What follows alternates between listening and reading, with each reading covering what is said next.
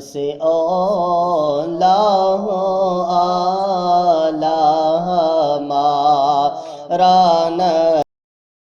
السلام علیکم ناظرین، آپ کا میزبان محمد عباس مصطفی دی لائٹ فیوچر کے زیر اہتمام نور ایمان پروگرام میں آپ کو خوش آمدید کہتا ہوں۔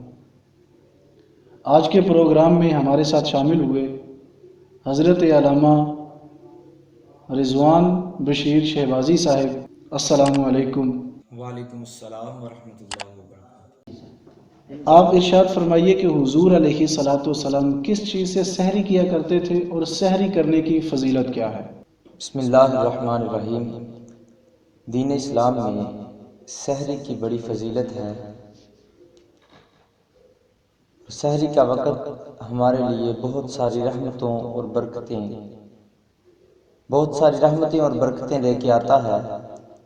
کریم آقا علیہ الصلوۃ والسلام نے ارشاد فرمایا، ہمارے اور اہل کتاب کے روزوں کے درمیان فرق کرنے والی چیز سحری کا کھانا ہے۔ حضرت ابن ساریہ رضی اللہ تعالیٰ عنہ آپ فرماتے ہیں، میں آقا علیہ الصلوۃ والسلام کی بارگاہ میں حاضر ہوا اور آقا علیہ الصلوۃ والسلام نے ارشاد فرمایا کہ اے ابن ساریہ، آؤ برکت والا کھانا کھاؤ۔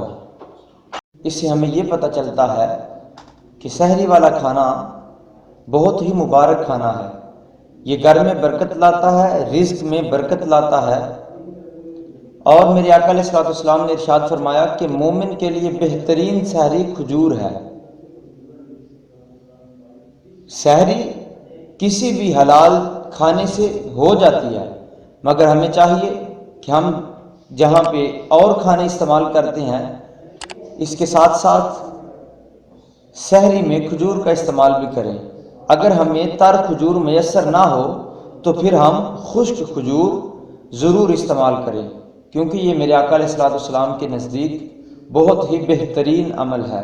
اور آخر پر میں شکر گزار ہوں دی لائٹ فیوچر کے زیر اہتمام نور ایمان پروگرام میں ہمیں شرکت کے لیے مدعو کیا گیا، ہم تہہ دل سے ان کا شکر گزار ہیں۔